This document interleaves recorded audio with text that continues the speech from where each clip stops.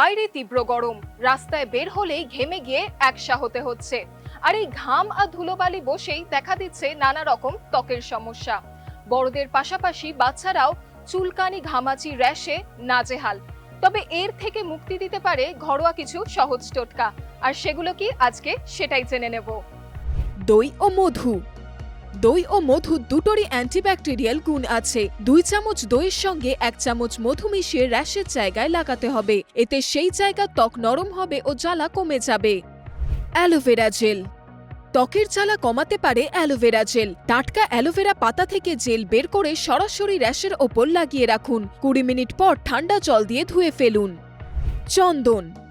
চন্দনে থাকা প্রধান সক্রিয় উপাদান স্যান্টানল ত্বককে শীতল করে এবং প্রদাহ বা জ্বালাপোড়া কমায়। চন্দন গুঁড়োর সঙ্গে সামান্য গোলাপ জল মিশিয়ে পেস্ট তৈরি করুন। যে স্থানে র্যাশ বেরিয়েছে বা চুলকাচ্ছে সেখানে লাগিয়ে 15 মিনিট রেখে ধুয়ে ফেলুন। এতে ত্বক নিমেষেই আরাম পাবে।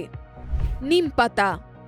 নিমে থাকে অ্যান্টিব্যাকটেরিয়াল গুণ। নিম পাতা ফুটিয়ে সেই জলে স্নান করুন বা নিম পাতা বাটা আক্রান্ত স্থানে লাগিয়ে রাখুন। এতে যেমন ব্যাকটেরিয়া মরবে তেমনি চুলকানিও কমে যাবে। তরমুজ।